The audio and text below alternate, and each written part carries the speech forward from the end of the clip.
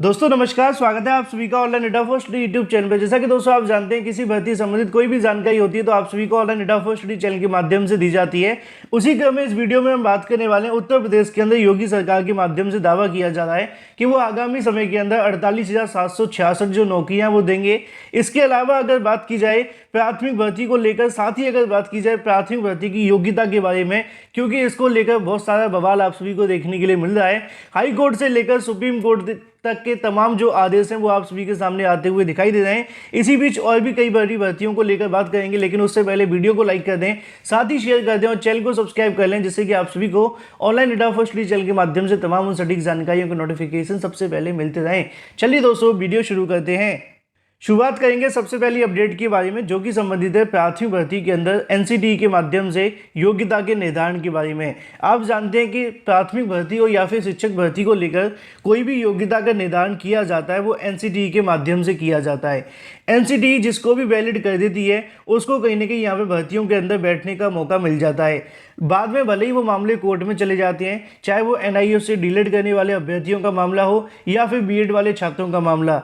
अगर हाईकोर्ट कोई आदेश दे देता है तो एनसीटीई के माध्यम से उसमें संशोधन भी कर दिया जाता है। जैसे कि पहले एनसीटीई इस बात को नहीं मानती थी कि जो डीएलएड वाले अभ्यर्थी हैं, एनआईओ से पढ़ाई करते हैं, उनको क्या यहाँ पे बैठने का मौका मिलेगा भर्ती में। लेकिन जब पटना हाईकोर्ट ने आदेश दिया तो एनसीटीई के माध्यम से अधिसूचना जारी कर दी गई थी।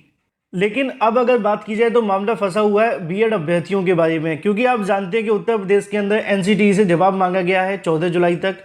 इसके अलावा सुप्रीम कोर्ट में कई याचिकाएं लगी हैं। कल भी एक ऑर्डर जारी हुआ जिसमें मैंने आपको बताया कि राजस्थान के बीएड वाले छात्रों ने मांग की थी कि आवेदन करने का मौका दे दिया जाए, लेकिन नहीं मिला। यहाँ पे आपको देखने के लिए मिलेगा कि एनसीटीई की अधिसूचना से ही तय होगी टीईटी की अर्हता, क्योंकि आप जानते हैं कि टीईटी की जो आपकी योग्यता होगी वही आपकी प्राथमिक भर्ती के अंदर देखने के लिए मिलेगी। क्योंकि पहले बीएड वाले अभ्यर्थियों के लिए पहला जो पड़ाव होता है वो टीईटी होता है। अगर वो टीईटी के अंदर वैलिड होंगे तभी प्राथमिक शिक्षक भर्ती वैलिड किए जाएंगे। नीचे आप सभी के सामने देखने के लिए मिल जाता है कि परिषदीय प्राथमिक स्कूलों में बीएड डिग्री धारकों को बहाल करने के मामले में सबकी निगाहें अब राष्ट्रीय अध्यापक शिक्षा परिषद मतलब एनसीटीई पर टिकी हुई हैं।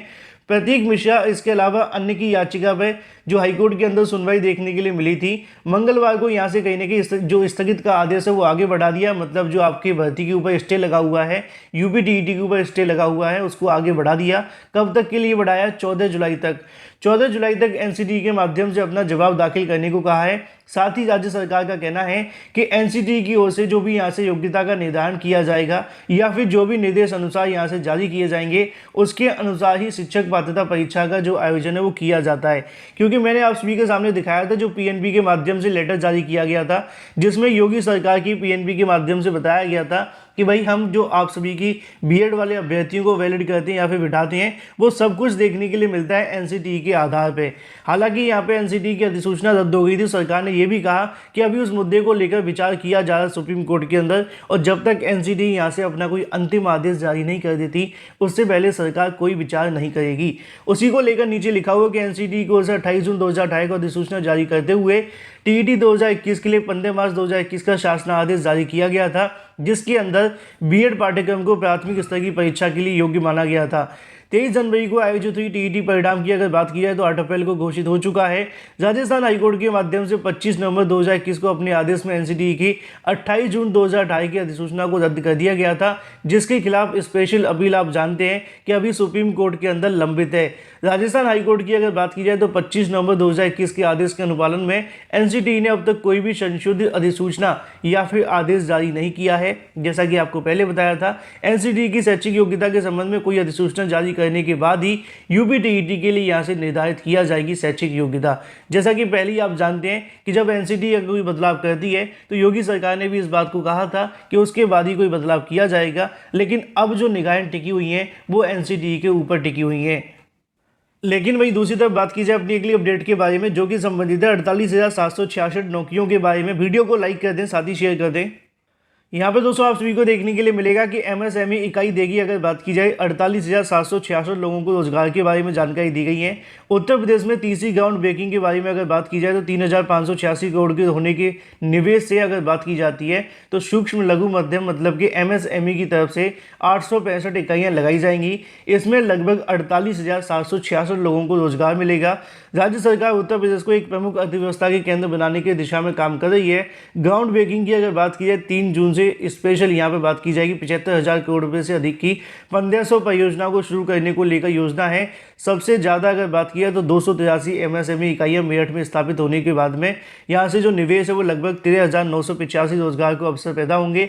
नीचे और भी तमाम जानकारी आप सभी के सामने लिखी हुई है कि किस प्रकार क्या क्या देखने के लिए मिलेगा। इन शॉर्ट यहाँ पे MSME के थ्रू अगर बात की जाए तो 48,766 लोगों को ये जो नौकरियाँ वो दी जाएंगी। हालांकि ये जो नौकरी होंगी प्राइवेट सेक्टर के अंदर देखने के लिए मिलेगी।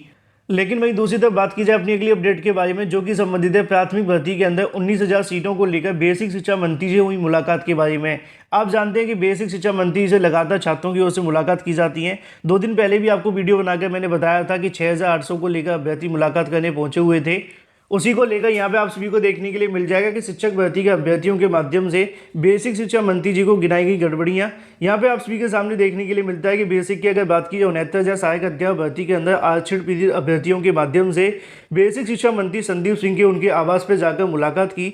अभ्यर्थी ने भर्ती में 19,000 से अधिक सीटों पर हुए आरक्षण घोटाले को लेकर मुद्दे पर अपनी जो बात है वो रखी। नियम अनुसार अगर बात की जाए भर्ती प्रक्रिया पूरी करने की मांग को लेकर पिछड़े दलित मोर्चा के माध्यम से यहाँ पर बताया गया कि अगर बात की जाए बेसिक शिक्षा मंत्री जी के अगर यहाँ पे 69,000 शिक्षक भर्ती को ध्यान में रखा जाए तो उसमें 19,000 से ज़्यादा सीटों का आरक्षण का घोटाला हुआ है, ऐसा कहना है ओबीसी छात्रों का, जिनके माध्यम से बताया गया कि ओबीसी वर्ग के लगभग 27% की जगह पर 3.89% यहाँ से SC के अगर 21% की बात की जाए तो 16.2 ही आरक्षण दिया गया है।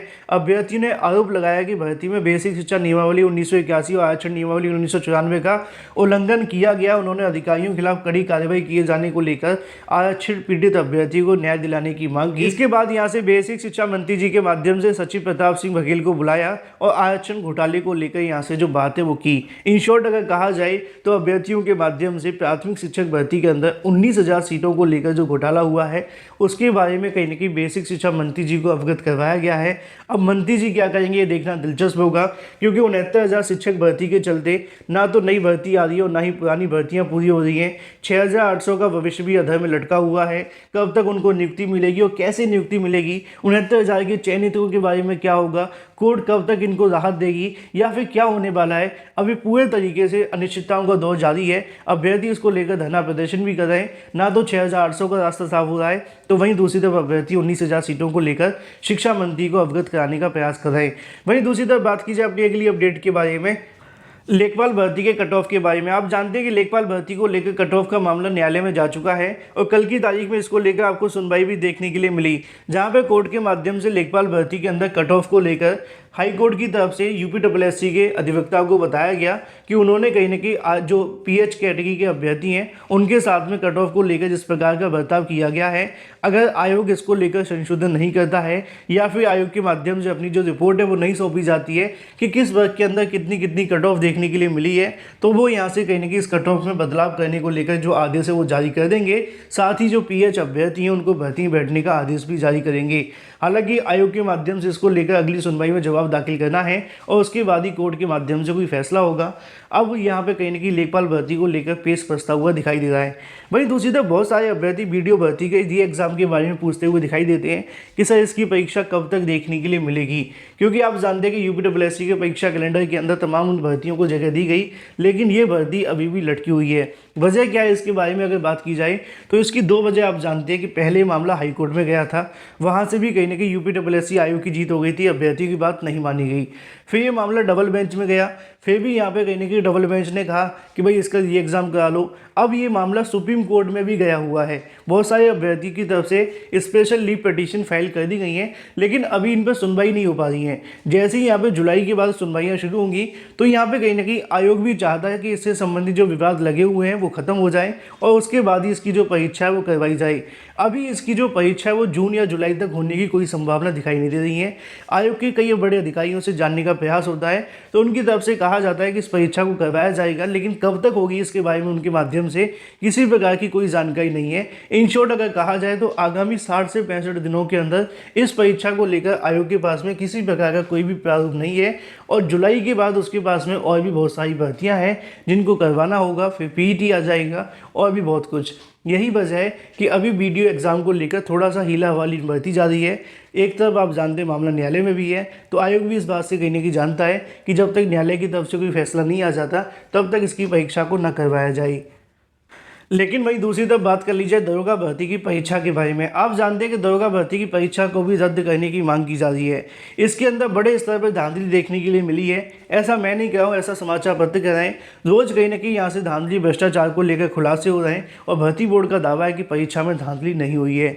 यहाँ पे आपको देखने के लिए मिलेगा कि दरोगा भर्ती में सिपाही समेत 2 को गिरफ्तार कर लिया गया है। यूपीएससी दरोगा भर्ती 2021 में सॉल्वर गैंग ने परीक्षा केंद्रों से मिली भगत करके कंप्यूटर हैक कर लिया था। सॉल्वर गैंग के माध्यम से पेपर सॉल्व करने के बाद में अभ्यर्थियों के डाटा शेयर किया। परीक्षा के अंतिम समय में अगर बात की जाए, अभ्यर्थी 160 में से 125 क्वेश्चनों को यहाँ से सॉल्व करते हुए दिखाई दिए।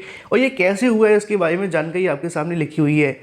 कंप्यूटर के आईपी एड्रेस को हैक करके यहाँ से कहने की जो कंप्यूटर आप सभी का हैक किया गया, उसके बाद में धांधली भ्रष्टाचार हुआ। नीचे लिखा हुआ है कि एसपी प्रोटोकॉल ने बताया कि बीते दिनों लखनऊ पुलिस के माध्यम से खुलासा हुआ कि यूपी दरोगा भर्ती के अंदर सॉल्वर गैंग ने कंप्यूटर हैक करके फर्जीवाड़ा किया।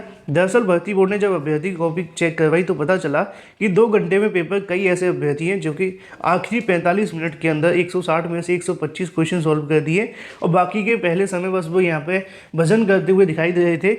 उसी के आधार पर कहीं ना कहीं यहाँ से अब जाँच की जा रही है और लगातार जाँच में परतें खुलती दिखाई दे रही हैं। एक तरफ इको गार्डन के अंदर बैठकर अभ्यर्थी धरना प्रदर्शन कर रहे हैं, जहाँ पे एसआईटी जांच की मांग की जा रही है और परीक्षा को रद्द को लेकर भी यहाँ से जो मांगें वो उठनी शुरू हो गई हैं, क्योंकि जिस प्रकार रोज़ नए खुलासे हो रहे हैं, अभ्यर्थियों का मानना है कि अब इस परीक्षा को रद्द ही कर दिया जाए और नए सिरे से परीक्षा करवाई जाए। बाकी आप क्या कहते हैं कमेंट करके बताएं। वीडियो को लाइक कर दें, साथ ही शेयर कर दें और चैनल को सब्सक्राइब करना बिल्कुल ना भूलें।